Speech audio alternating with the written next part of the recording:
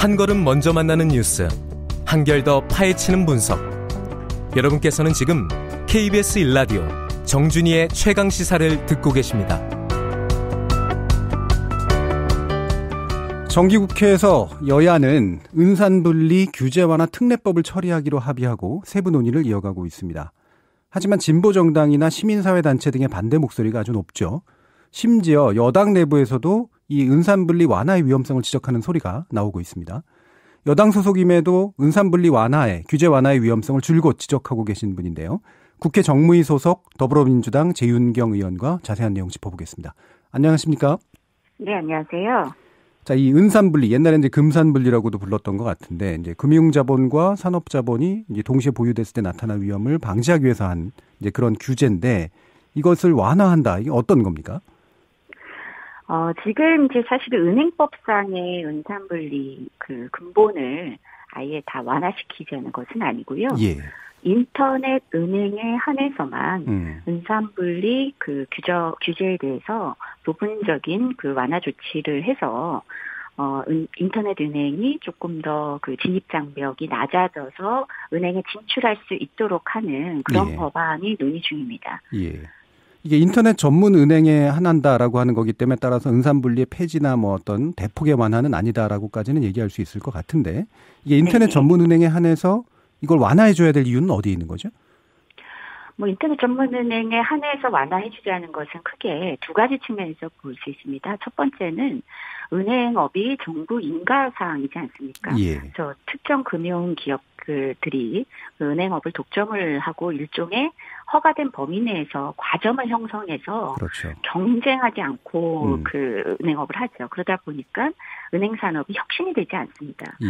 그래서 경쟁을 일부 촉진을 해서 은행업이 그 좀 혁신을 할 수 있는데 기여할 수 있도록 하는 그런 예. 취지가 있을 수 있고요. 예. 두 번째는 또 이게 핀테크 등의 그 ICT 그룹들이 기업들이 금융업에 진출을 해서 지금 전 세계적으로 경쟁이 그 좀 가속화되고 있습니다. 그렇죠. 이런 데서 우리의 그런 ICT 그룹들이 금융 산업에서의 경쟁이 뒤처지는 것이 좀 우려되는 이것 때문에 이런 인터넷 은행에 한해서는 그 이런 산업자본이 금융산업에 뛰어드는 것에 대해서 조금 이제 진입장벽을 낮춰주자, 이런 두 가지 측면에서 이런 그 특례법이 이렇게 제안이 됐다고 보여집니다. 예. 지금 인터넷 전문 은행은 사실은 이제 우리가 흔히 이용은 하고 시작하고 있지만 실제 법상으로 이제 완벽하게 허가된 상태는 아니고.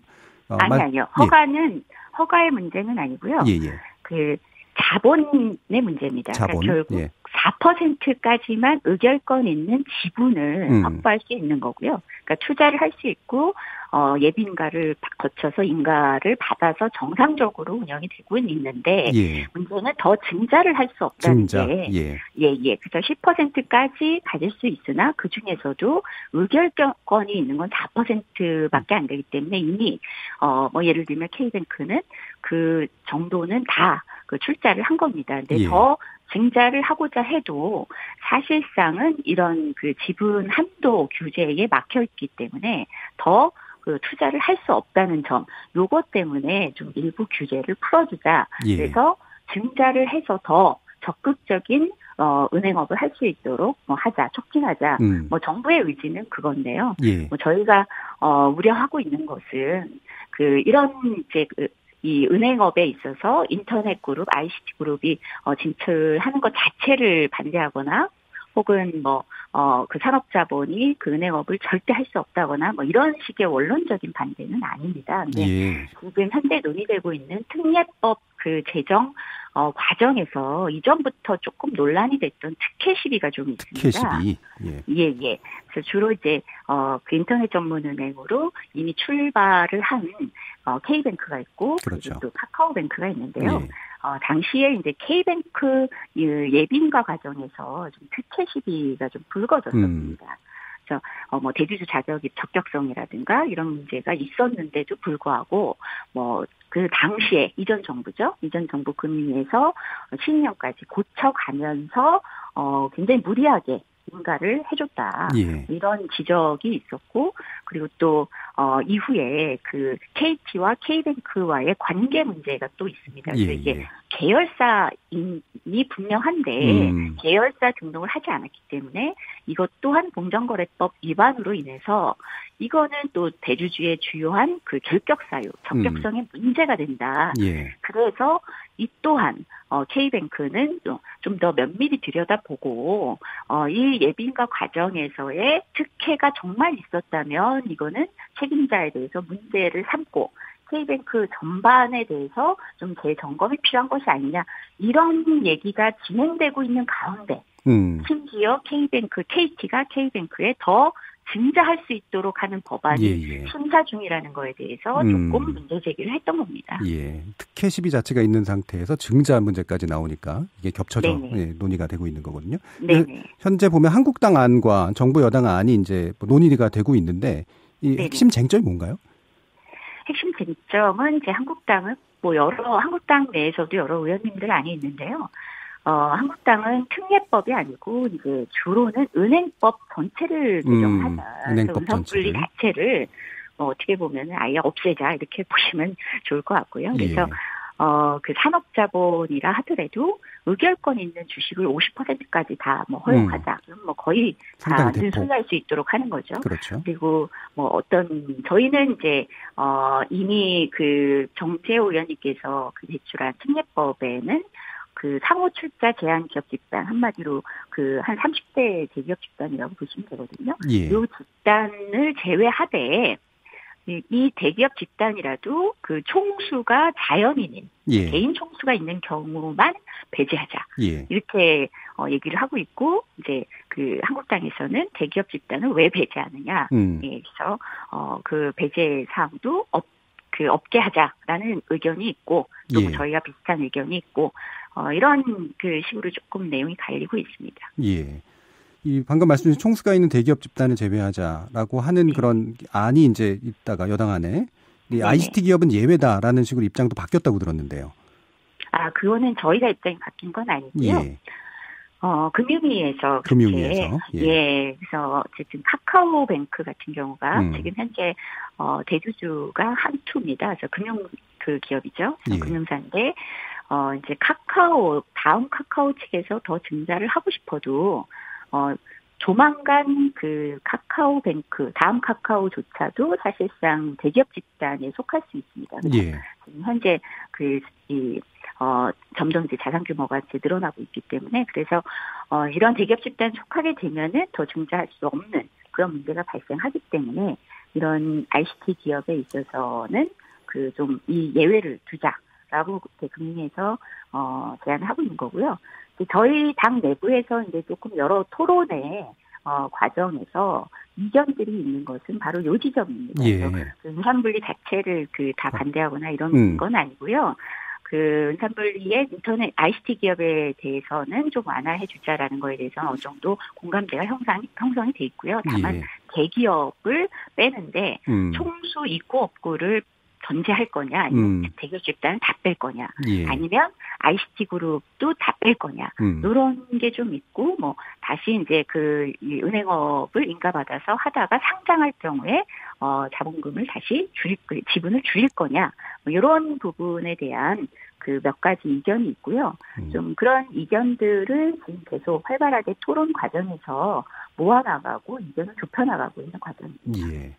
은산분리 규제 완화에 우려의 목소리를 내고 있는 민주당 재은경 의원과 얘기 나누고 있습니다.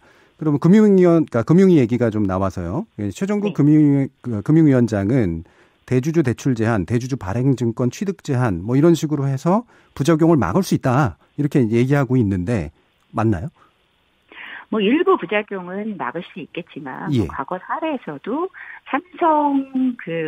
삼성이 사실상의 삼성 계열사의 금융 계열사를 통해서, 기아자동차의 지분을 매집을 해서 최대 주주까지 간 바가 있습니다. 그래서 이것이 삼성그룹 전체에 그런 여러 주주들의 뜻이 반영됐다기보다는 이건희 회장의 그 승용차 사업에 대한 결국 그 총수 개인의 그 의지와 방향성에 의해서 이 금융 계열사들이 그 충분히 어떤 면에서는 이제 사고가 될 위험이 있다 이렇게 봐야 되고요. 그리고 또 뭐 여러 그 직접적인 어떤 계열 투자나 이런 거는 안 되지만 그 계열사 대출이나 이런 건 안 되지만 또 사실상 뭐 계열사와 관련된 뭐 자회사, 뭐 손자회사 이것과 관련된 그 이 기준이 애매모호해서 위장계열사라고 보여질 만한 경우도 많기 때문에 대기업집단의 경우는 이걸 원천적으로 이런 위험을 그 방지할 만한 그 장치로서는 지금 나와 있는 법적인 규제만으로는 좀 어렵지 않겠냐 이런 데 저희는 우려를 하고 있습니다. 예. 그래서 이제 대기업 집단 일반을 이제 배제해야 된다라는 그런 입장이신 건가요? 네네. 예. 그러면 이제 정의당 쪽에서는 이 인터넷 은행 특례법이 통과되면 삼성은행 뭐 이런 류의 은행들이 막 나올 수 있다 이런 식의 이제 주장을 펼치시는데 어떻게 보시나요?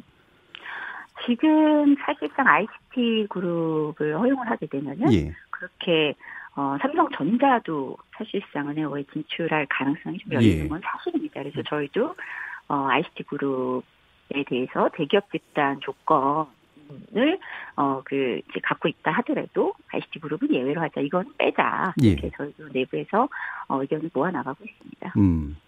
인터넷 전문은 활성화 자체는 사실 아까도 뭐 방향성에 대해서는 동의한다고 해주셨고 실제로 소비자에게 많은 이득도 주고요. 기존의 금융 카르텔을 깨는 효과도 이제 있기 때문에 맞습니다. 분명히 이제 장점이 있는 것 같은데 반대편에서 보면 이제 너무 쉬워서 대출이 쉬워져서 가뜩이나 문제가 있는 가계대출 문제가 더 커지지 않겠느냐 뭐 이런 식의 우려 같은 것도 있지 않을까요?